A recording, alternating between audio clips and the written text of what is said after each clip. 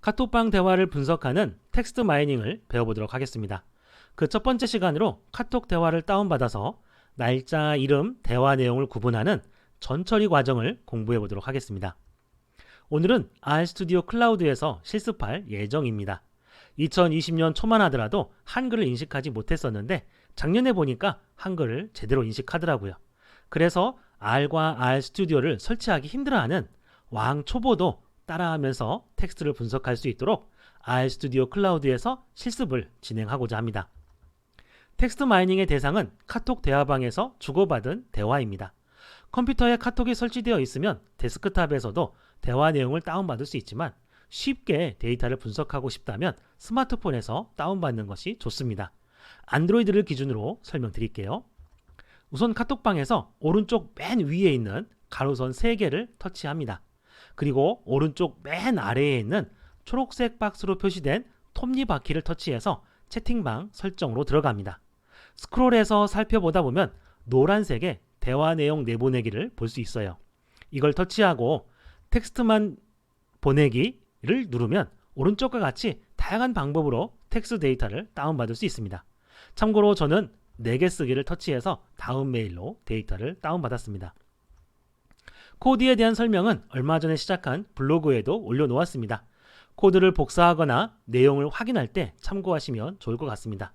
포스트된 글이 많아서 위와 같이 카카오톡 대화 전처리 1이라는 글이 안 보이면 오른쪽 위에 있는 서치를 클릭해서 찾아보실 수도 있습니다. 자, 그럼 실습해 볼까요? 이것이 제 블로그의 모습입니다. 아직은 글이 많지 않아서 매우 조촐하게 보이는데요. 향후 다양한 글로 여러분들 찾아뵙도록 하겠습니다. 우선 카카오톡 대화 전처리 1이라고 하는 글을 클릭해 볼게요.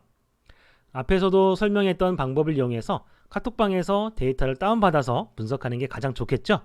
자, 그런데 그 전에 예제 파일로 연습을 해보고 싶다라고 하는 분들은 제가 올려놓은 파일을 다운받아서 연습할 수 있습니다. 링크를 마우스 오른쪽 버튼으로 클릭하고요. 다른 이름으로 링크 저장해서 다운로드에 데이터를 저장할 수 있습니다. 자, 그리고 RStudio 클라우드로 가기 전에 코드를 복사해서 갈게요. 여기서부터 여기까지 블록을 지정하고 복사를 합니다. 컨트롤 C로 복사할 수도 있겠죠. 저는 주로 크롬에서 모든 활동을 하는데 엣지에서도 잘 되더라고요. 그래서 엣지에서도 RStudio 클라우드가 잘 된다라고 하는 걸 보여드리기 위해서 이걸로 실습을 해보도록 할게요. 회원가입이 안 되어 있는 분들은 사인업을 통해서 프리라고 되어 있는 걸 통해서 회원가입을 하실 수도 있습니다. 이렇게 해서 회원가입해도 되고요. 그렇게 한 후에 로그인 이렇게 해도 되고요. 아니면 구글 이메일이 있다고 한다면, 계정이 있다고 한다면 구글 계정을 통해서 이렇게 아주 쉽게 RStudio 클라우드에 들어갈 수 있습니다. 뭐 굳이 영어로 번역 안 해도 되겠죠? X 누르고 New 프로젝트를 클릭합니다. RStudio 프로젝트를 클릭하고요. 그러면 새로운 프로젝트가 만들어지게 됩니다. 직접 R과 RStudio를 내 컴퓨터에 설치해서 사용하는 게 제일 좋고요. 근데 그것이 가끔 에러 날 때도 있거든요. 열에 한 명 정도는 그런 경우가 있더라고요. 네, 그런 분들은 이 RStudio 클라우드에서 분석을 하면 좋을 것 같아요. 온라인상에서 분석이 되기 때문에 내 컴퓨터에 설치하지 않아도 되죠. 자, 그러면 이런 화면이 뜨는데요. 여기에 업로드라고 하는 아이콘이 있습니다. 이걸 클릭하고요. 파일 선택을 눌러서 방금 다운받은 요 카카오톡 샘플 텍스트를 업로드합니다. OK 누르면 이와 같이 저장이 됐죠. 자, 그 다음에 스크립트를 만들어야 됩니다. 이 아이콘을 클릭하고 R 스크립트를 누르죠. 그리고 컨트롤 V 하면은 아까 복사했던 스크립트가 이와 같이 붙여넣기가 됩니다. 자, 이 스크립트를 저장을 해야 돼요. 저장 버튼을 눌러서 뭐라고 하냐면 카카오톡 대화 전처리 1이라고 저장을 할게요. 이렇게 하고 세이브를 하면 이와 같이 노란색 띠가 뜹니다. 타이디버스라고 하는 패키지가 필요한데 설치가 안 되어 있다. 설치하겠냐? 라고 묻는 건데요. 인스톨 눌러서 설치해 주면 됩니다. 자, 그러면 이와 같이 자동으로 인스톨 패키지스 이렇게 해가지고 설치가 되는 거죠. 설치가 되는 중간에는 이와 같이 빨간색 버튼이 활성화되는데요. 언제든지 이걸 눌러서 중지시킬 수도 있습니다. 에러 나는 경우에는 이렇게 중지하기도 하죠. 그렇지 않은 경우에는 그냥 오랫동안 시간이 흘러서 설치될 수 있도록 하면 됩니다. 이것이 다 끝나고 나면 빨간색 버튼이 사라져요. 그리고 다음에 우리가 이 스크립트를 실행하면 되겠습니다. 스크립트를 실행하기 전에 먼저 여기에 있는 코드가 잘 안 보이죠? 이 가운데에 마우스 커서를 놓으면 십자가 모양이 생깁니다. 클릭하고 오른쪽으로 드래그를 해서 코드와 주석이 모두 보일 수 있도록 이와 같이 만듭니다. 오른쪽 창에 뭐 그래프라든지 데이터 이런 것들이 보이는데 뭐 지금 당장은 그래프를 보는 게 아니니까 이와 같이 오른쪽으로 조금 길게 창을 조정해도 큰 문제가 없습니다. 설치가 다 끝나고 난 다음에 설명을 드리도록 할게요. 네, 설치가 끝났습니다. 이렇게 끝나고 나면 빨간색 버튼이 사라지죠. 여기에 있는 코드 실행시켜 볼게요. 라이브러리 타이디버스라고 하는 첫 번째 줄에 마우스 커서 놓고 런 버튼 누르면 타이디버스라고 하는 패키지를 사용할 수 있게 됩니다.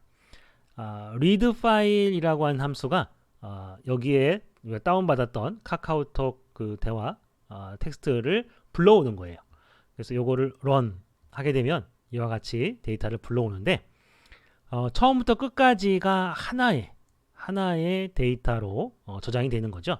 그래서 요거를 우리가 분리를 해야 됩니다. 여러 사람이 대화를 했기 때문에 사람별로 대화를 분리를 해야 되는데 그걸 str split이라고 하는 함수를 이용해서 분리가 가능하죠.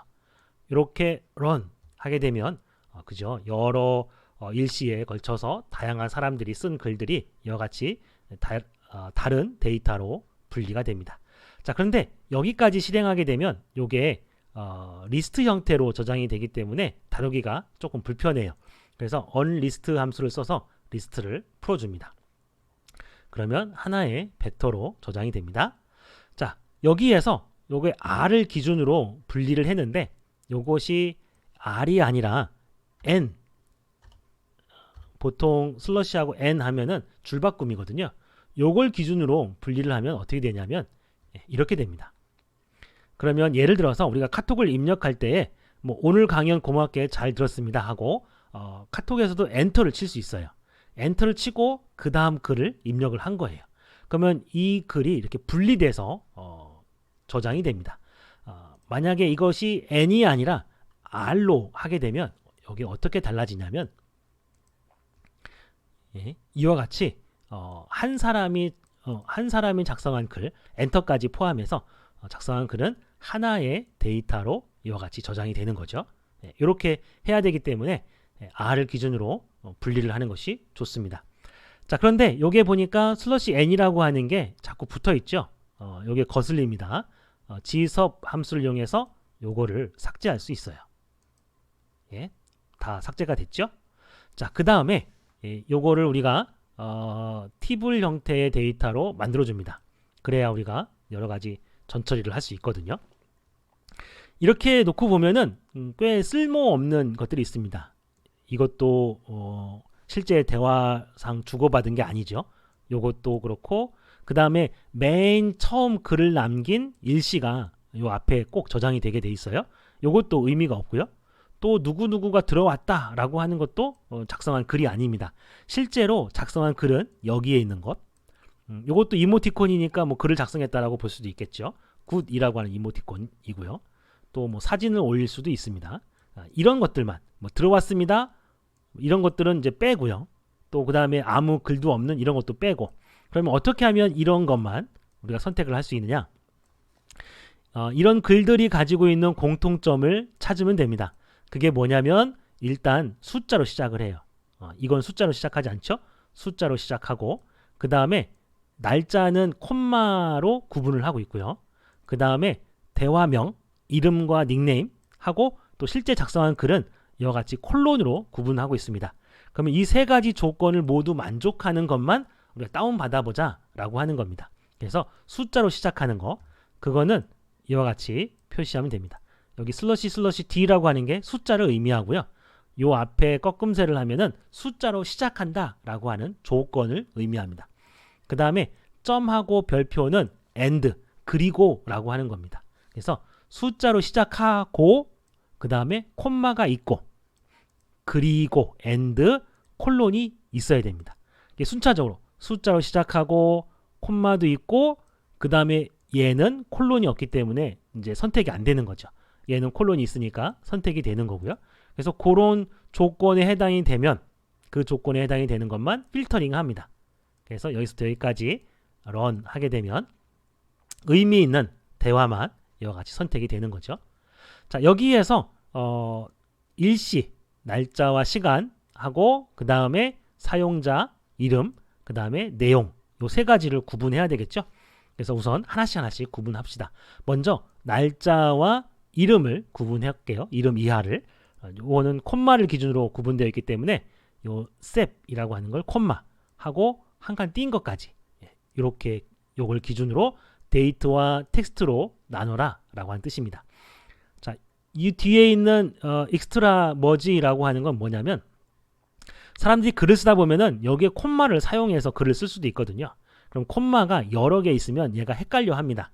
그러면 맨 앞에 있는 것만 기준으로 해서 데이터를 구분하고 뒤에 있는 콤마들은 그냥 머지 다 합쳐라 이런 뜻입니다.